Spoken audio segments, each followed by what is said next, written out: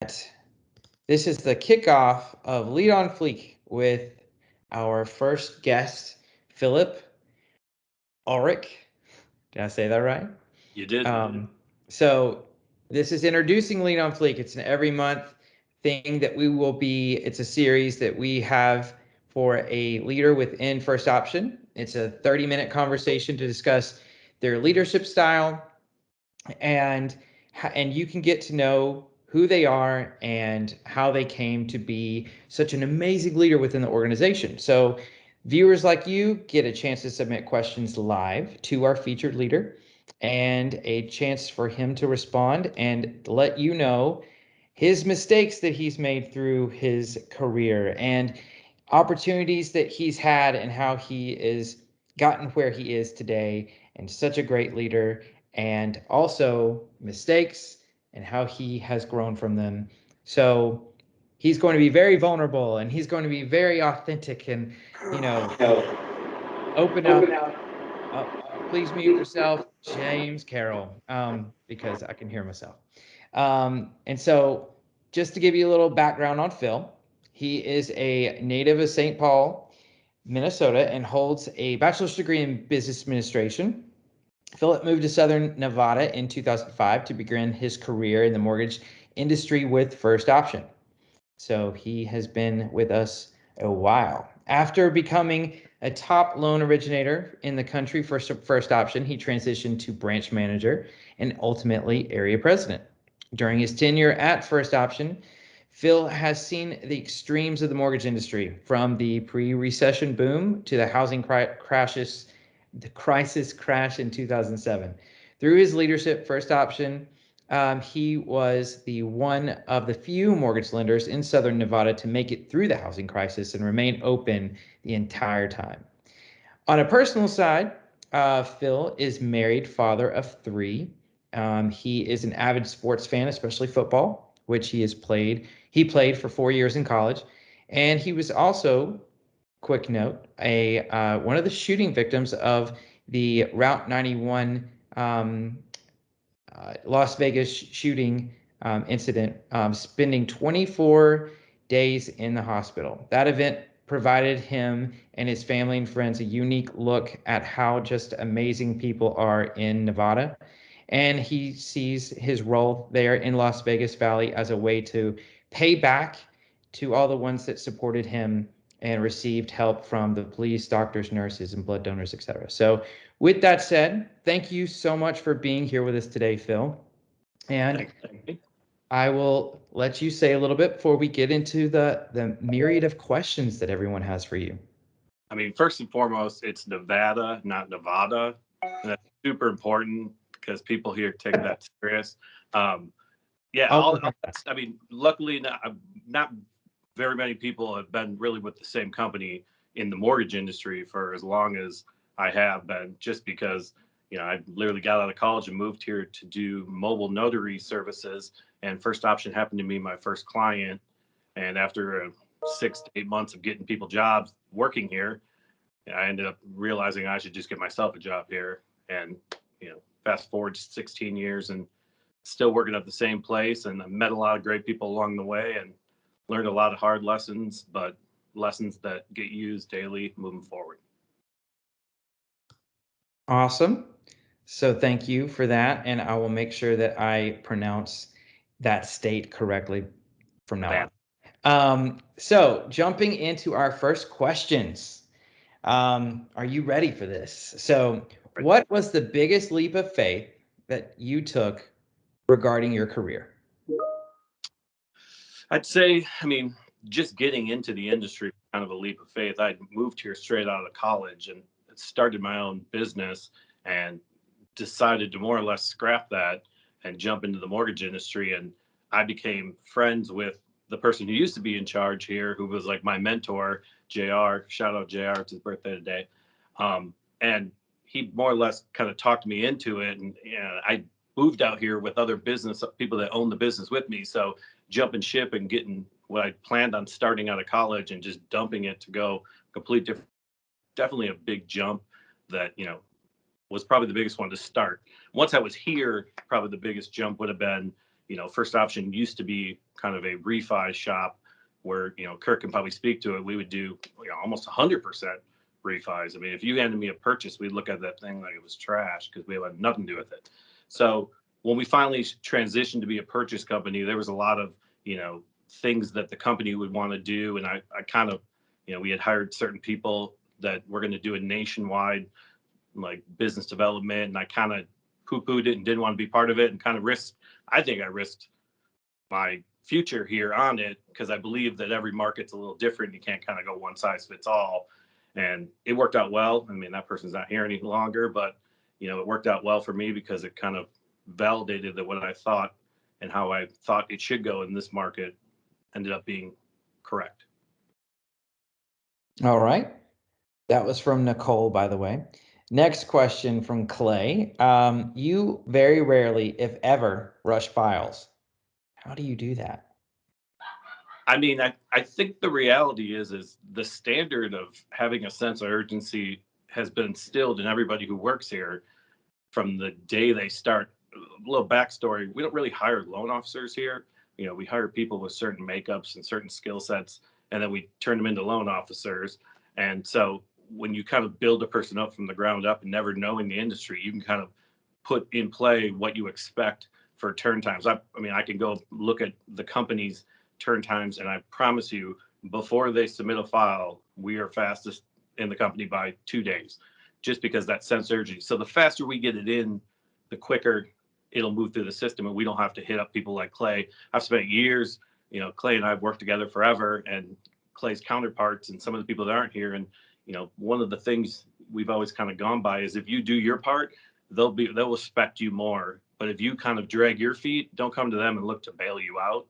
And so that's always been something that we've always pushed for, is a sense of urgency up front, because we know if we have that, if I go to Clay, I trust that he knows I'm not coming to him because I didn't do my part. I'm coming to him because it's probably something out of our control. Very good. And, as a leader, it's very important to know your team. And so I do have a question here from Ashley. And, as a leader, it's hard to really pick favorites or anything, but she wants to know, who is your favorite LO? I mean, that's what she always would like to know.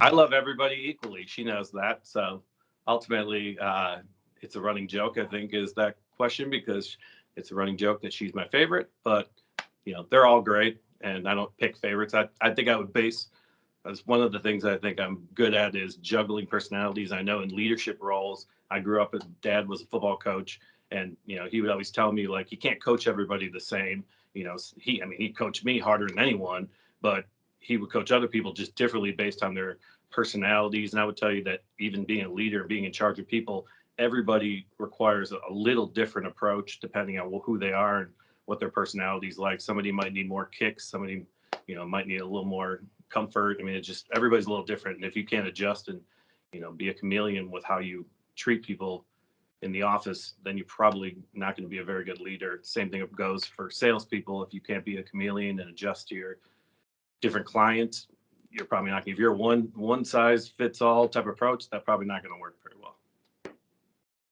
Makes total sense. And speaking of coaching, can you describe your mentor and what did they teach you about yourself and how to succeed? JR is, still a good friend of a lot of people on this call. Really good guy, and ultimately he kind of led me down a path of knowing that if you have like a solid culture in your office, that thing kind of takes care of a lot of the problems in your office. And your job is to be the steward of that culture. And, if you get it really, really dialed in, I would say we have it very dialed in here, where, they're kind of a pack. And if somebody's not a good fit, they kind of get rid of that person themselves in a way. So I think the most important thing he ever taught me was, beyond just teaching me everything about the mortgage industry, was, that the culture that he created in the office of, having a sense of urgency and all the things that come around building a comfortable, healthy culture, that's the most important thing in your office, because without that, you're just a bunch of people coming to a place you don't like coming to. Makes total sense. So speaking of coming to work and also having a life, Paula Colina asks, how do you manage your work-life balance? I mean, much better now than I mean, one of like you mentioned, I was one of the shooting victims. So post the shooting, it became very evident that, I didn't need to be in the office as much. And, I think it's easier to get that sense of, self once you went through something like that. But, for me, I think I've kind of taken a different approach since then. And, knowing that being at home makes you a better employee in a weird way. I didn't understand that when I was a young manager. It was like working 6 a.m. to 10 p.m. and that's just what you did. And now I've gotten to a place where I realize, the balance of that, probably needs to be skewed towards your family. And for me, I now have a very young child after having two older ones, and it's nice to be able to redo that and be able to spend time at home. And I used to be very strict about hours in the office, even with my people, and now it's you guys get your job done, and you don't have to be here if you're done with your work. They also know that being in the office is beneficial to them, and the people who do the best are here the most often. So, it's a balance of knowing that you can't just be all work and you can't just be all family, but you can't let the two of them kind of ruin one or the other. Good answer. So speaking of looking way back into, your past, when you decided, well, when it was decided that you were going to be a manager and start being a leader, when did you first know you were ready for your first hire? I don't know if you ever really know that you're ready. I mean, in my case, I took over for JR as when he left, Kurt and them had moved him to Salt Lake City, and he had opened the Salt Lake City and Portland office. So I took over for him here. And really, what I didn't know at the time was anybody who was hired before that weren't really my employees. They were his employees that he had hired. So, it took a while for me to understand that, for them to be my people, they got to be people I hire. And, I had to come up with kind of what my most important traits were of somebody I hire. And really, for me, it came down to three things. They got to be coachable, because I can teach you the mortgage industry if you're just coachable. They have to have that personality where they can sit down with anyone and kind of talk to any person and feel comfortable. And they have to be self-motivated. I don't want to have to light their fire. And if they had all three of those things, I could probably turn them into a loan officer pretty easily. But if they were missing even one of them, it was going to fail. And every person that I've ever brought in that I pointed at and said, they're missing one of these things, none of them have ever worked out. So, it took a while to get what works out for me as a person I want in my office, but eventually it got to that comfort zone where I start to know now if somebody's somebody that will fit, or if it's somebody that doesn't have one of those traits that I need. It's good to know the way you have a makeup of how a good employee is for you and your team. So Ashley Cragen, thank you for that question. Next question is, what is the most memorable moment that you have had thus far in your career as a leader? I mean, I guess leader, I'll put that aside. In the mortgage industry, most memorable is a crazy mixture with the shooting, because post shooting, we had some long story that's probably for another podcast, but had a officer who kind of abandoned his post and drove me to a hospital that was like 10 miles away, way farther than any other hospital. But it saved my life because I needed level 1 trauma, and he knew that. And we didn't know who this guy was. We just knew, that he took me randomly and abandoned his post.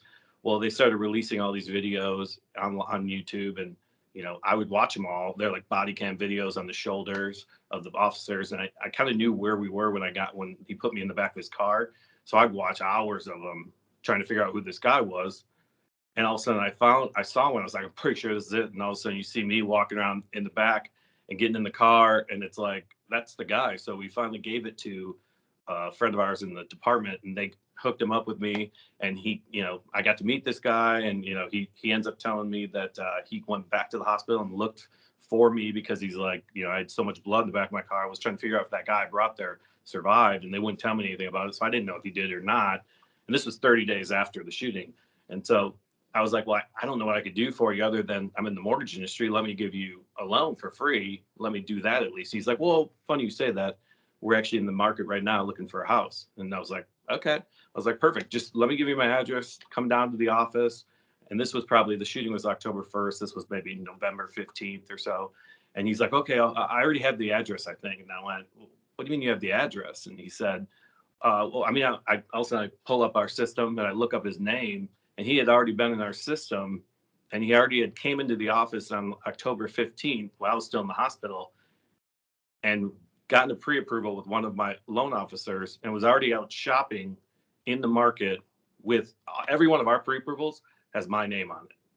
So he was out shopping with my name on his pre-approval letter, putting in offers. Me while he was trying to figure out who the guy was, he took to the hospital that night. So it was just crazy to know that this guy's like path, even afterwards, crossed with mine well before he even knew who each other were. And still the best pre-approval I've ever had, and probably always will be, just That because is a he's not. very destiny Yeah, filled moment right there that it is very memorable. So going from one end to the other, what is a mistake that you've made that you will always remember, but it's caused you to be better? I mean, do we want to let Clay talk? He could probably give you all the bone. No, it's there's we made so many mistakes just in how finding out what works for our branch in this market, that if you're not making mistakes in trying new things, as long as you're setting kind of a standard ahead of time and letting, hey, if it gets to this, we're gonna consider it a fail. If you're not trying different stuff like that, you're never gonna get to a place where you're actually successful. You have to keep trying new things and just assess them as you do them. I mean, we failed at every possible angle in the purchase world until we found out what really fit with our office. And now I think we've kind of honed it in to a place where we know the agents that we work with are ones that fit well with us. And just because you're a producer doesn't mean you're a good fit for how we work. And you got to work with the people that work well with you. It isn't just a simple, hey, do you do business? Okay, I'll work with you. Like, it's got to be a good fit, and those ones will last a lot longer. So knowing that now, we made a ton of mistakes up front that we learned from. And once we learned from them, and we adapted and got to a place where we were much more sustainable with our realtor relationships. So it's okay to make mistakes, but you got to It's learn from them. it's expected. If you're not making mistakes, you're not trying that at that point. Right. And that is a great way to look at things. Another question that we have from Ashley Cragen is, what do you do to keep your culture up in your team? Because, we know that your team is very important to how you function. So how do you keep that alive? I mean, I think it's probably an internal thing amongst all of them. I'm probably more of just the steward of it, to make sure that if it's going to go off the rails, I'm pulling it back on. I guess I'd be the standard setter of that, and everybody else kind of monitors and polices each other to keep that. Like I said, you become sort of a pack where if somebody's not a good fit, the pack's going to move them out and not let them be part of this. It's more or less me making sure that that doesn't get out of whack, and making sure that if people, I'm still involved with them daily, and even loan details, but I would say most of the stuff we're doing, if it's a training thing, it's more along the lines of like, well, how do I say this? Or, not what do I say, but how do I say this to a person or to an agent, more than it would be technical things. Because if we have questions on, you know, specifics on a loan, part of me having these people work here is they learn where to go find the answers. And that probably goes to why people like Clay probably respect, if they call them, they know they've looked up whatever that is way in advance. And, they're only coming to them after looking it up, not just blindly going, hey, what is this? So for me, I'm more of the keeper of the culture, the steward of it, than the actual person doing it daily. That's kind of internal amongst the people. So I've got another question coming in regards to leadership, which, let me ask you though, do you consider yourself a leader? Sure. I mean, I think if you leadership, you're probably, again, I'm lucky enough that I grew up with a dad who was a football coach who, a lot of hundreds of kids that played football for him probably consider him their second dad. So for me, it was easy to know, that's what a leader looks like up there. But, once you have people that are looking to you, and you're giving them answers and kind of being the directional giver, you have to consider yourself a leader at that point, and embrace it. And like I said, the hardest thing is knowing that, everybody requires a little bit of different coaching. You can't be the same person to everybody. Yeah, you can set a certain standard, but then how you get to that might be a little different for everybody.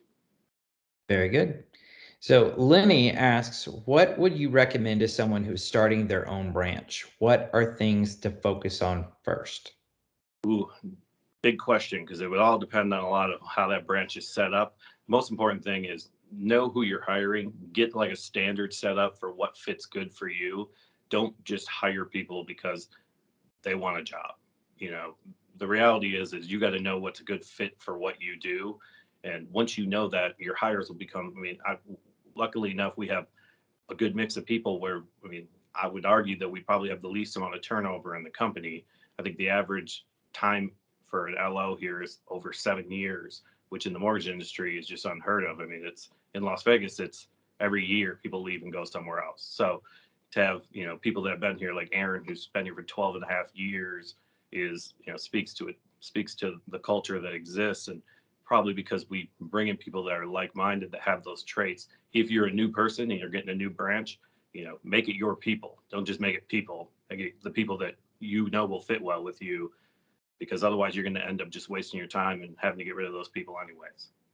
Didn't know that at the start. That was a good thing to learn.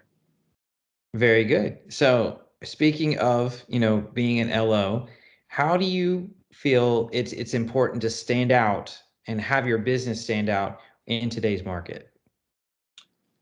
As I said earlier, I'm a true believer that every market's slightly different.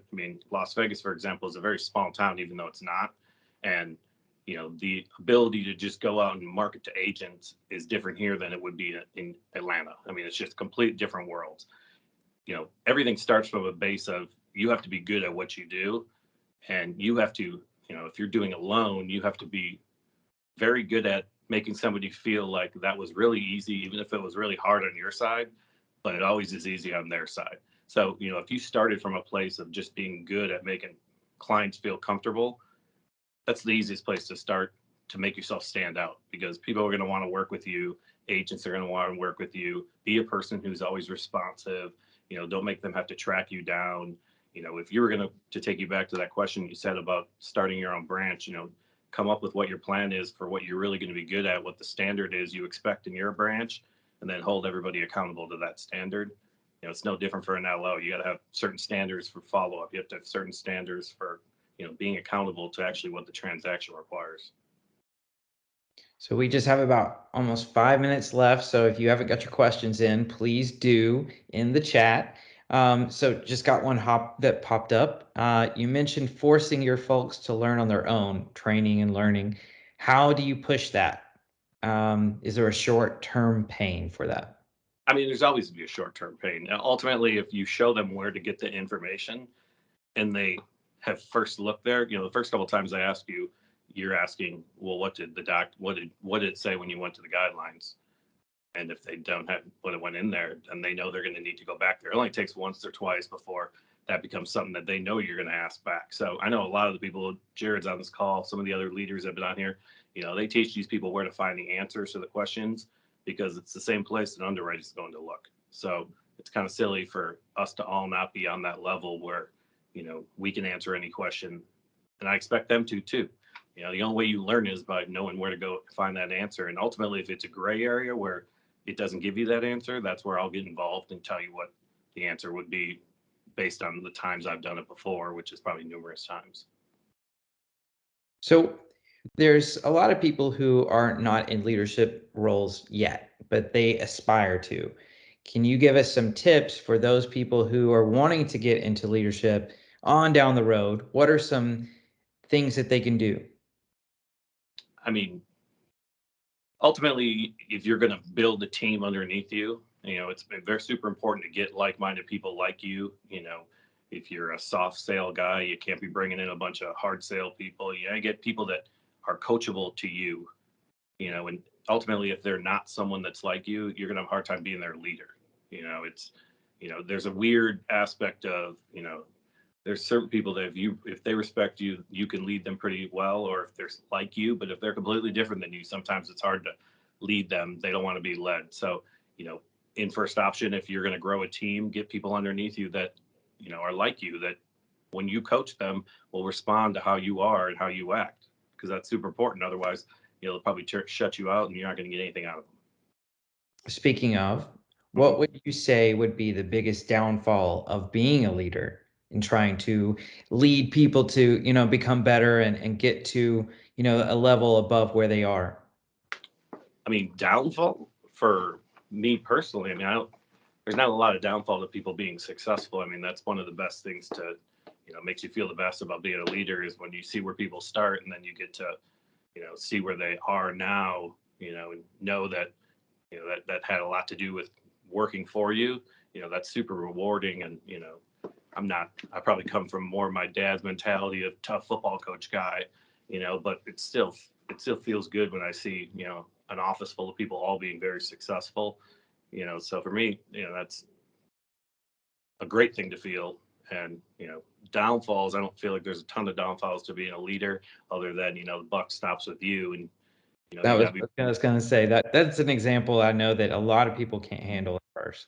well, I mean, ultimately it's nerve wracking at the starting, but the longer I mean, my advice would be, be wary of that and welcome it, because, it only makes you better when this is going to fall on me.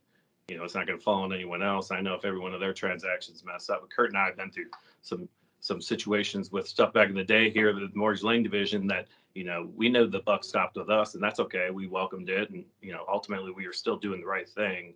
So there's pressure that is involved when you're in charge and when you're a leader, but ultimately the people who are best at that thrive on that. They don't shy away from it. At least the ones I know. So what are some daily habits that Phil likes to look forward to? I mean, I think everybody kind of has their daily ritual of what they do, especially in the mortgage industry. You probably ask anybody who's been in it for a very long time. Their morning is probably this. I bet Kurt goes and fills the paper up every morning in the copy machine. After his coffee. After his coffee. He's saying no, but yes, he does every single day. So, I mean, for me, it's a ritual thing. You get in and you go through certain things. I'm probably more of a, I always say that I run more of a business than a practice. And the reason I say that is because as a practice, you're actively involved doing transactions. And on the business side, I'd rather let my people do the transactions and me sit back and just do the coaching and the leadership aspect of it. It makes no sense for me to put all their loans in my name and like walk around Las Vegas like I'm the greatest loan officer ever. I'd rather have them get the shine for it than me get the shine for it. And so for me, I'll do a transaction here and there, but I'm more of a behind the scenes running the business part of this world, which has been a great transition because it's been the most successful part once I finally stepped away from actively rich that just did that. Lost you. Oh, sorry about that. So we're at the 30-minute mark, and there's still some questions left, but I certainly don't want to, take over your time too much. So if you could do a couple more, then Sure. we greatly appreciate it. Do you feel it's leaders' responsibility to make sure the office has good snacks? I mean, to a certain extent, I mean, everybody wants different snacks. So I'm sure that came from the office right next to me. It's from Aaron. Yeah, I can hear him laughing. So when you're conducting interviews for your team, Mhm. how many do you go through to find a good candidate? I mean, we're very picky. I mean, part of hiring loan officers here is, they're more internal salespeople, and they don't go out and market to agents. So for them, it comes down to how much business do we have coming in determines how many loan officers we have actively in here. So I'm not one of those people that shotgun hires every single person I can get and then just kind of, hire 100 and keep 5 and let the other ones go, because every one of those people I'm going to train. And if I have to train them, I'm going to put some real time into them, and probably one of the reasons we never hire loan officers is we try to make loan officers, which leads to higher retention, at least in Las Vegas. Las Vegas is a weird place where loan officers jump ship all over the place, except for the good ones who stay at one spot. So, for me, it's my hiring practices are probably a little different than most people just because, we keep it at a certain number and I don't have as much turnover. So I don't have to keep rehiring people. The focus is more on making sure that the people who are here, if, for example, if we have more business, The goal is for them to make more money, not hire another person and kind of loot the amount of money everybody's making. The goal is to get these people to a higher pay grade. Make sense? Right. So one question came out of how do you teach your process? So how do you stay patient to get the people on your team on, Phil's level? I would say that patience is probably one of the things that, as a leader, you're going to have a pretty high level of patience. I know that most people that know my team, they're very outspoken, and the requirement of patience is probably one of the skill sets that serves me best in this office. For me, I know when someone's young. I knew myself when I was young in the industry, that the patience that JR had for me when I was young, and knowing that I wouldn't know everything, I just, got to remind myself that, this has been me. It's easy for me as a loan officer at this company. I was the top loan officer in '07 and '08. It's not, I don't ask them to do anything that I didn't expect me to do when I was a loan officer. And they probably do less than I did when I was a loan officer. We had to do stupid stuff back in the day. And ultimately, it's easy because when you've been in that role before, teaching people that role and then holding them accountable to that role is a lot easier. If you've never done it before, it's really hard. You can do it, but it's going to be harder than, it kind of lends itself to respect aspect of you've been there before, you've done this. When rates go up, we're not freaking out because these are low compared to the historical rates for the people who have been in the industry as long as we have, and we've seen refi booms come and go. So ultimately that panicky and that like level of confidence you have once you've done it for a long time makes it a little easier to kind of make your office a little calmer. And again, I wouldn't ask them to do anything that JR wouldn't have asked me to do back in the day. So a couple more left and then we'll close it out. But what keeps Phil focused? Hmm.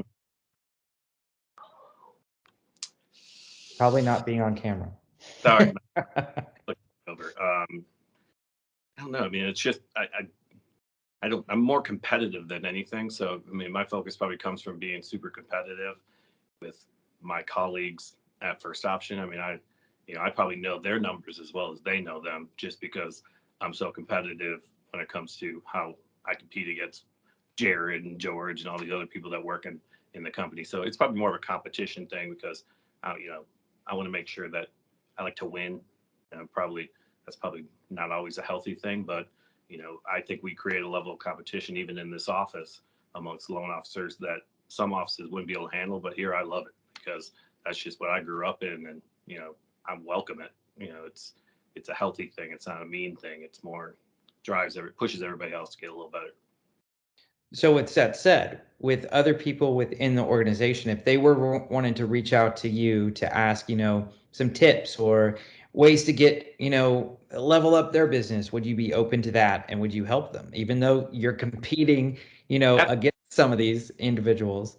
Absolutely. I do that already with people. So anybody who's willing to go over that, I think there's a lot of areas that if you're in charge of your business in a certain market, that knowing how to do business in First Option is an art form that is learned over time. And the people who have been here a long time know how to do it really effortlessly. They don't get to month end and it's slammed. Like it just takes a while before you get good at closing business in this company. And, I know myself and Jared and other leaders in the company are always happy to talk to other people and help them get better. Anything that makes the company better is beneficial for us too. So last question, can you give me top 3 adjectives that would describe your leadership style? Put me on the spot. I probably can't. Sure you can. I'm probably kind of a You can tough. hyphenate one of them. I'm probably kind of, I think tough is a word that people would use. Some people have called me a bull in a china shop, Jared. Um, but I also think that, I care a lot, and that, I care about my people being successful because I know that that means success for me, which means success for the company. So, being tough and caring kind of are the main things that, I grew up with. And I think that's something I hope I pass down to people that I lead in this market, because that's at least what I'm shooting for. Well, that's awesome, and thank you so much for everything of your openness and being willing to be, our guinea pig for this start of this series and develop all of our team to become better. And if anybody's watching this and they want to learn more about Phil, you can reach out to him on LinkedIn. And also, you can reach out to any of us in regarding recruiting at experience or discover at myfirstoption.com. So thank you again, Phil, and thank you everyone else for being part of this web series. And we're excited about what's coming up and moving on down the road in next month and the next and the next as we bring on and focus on other leaders within the organization. So thank you guys and have a great day. Thanks, guys. Thank you. Thank you for joining us and tuning in to this month's Lead on Fleek. Can't wait and hope that you join us next month.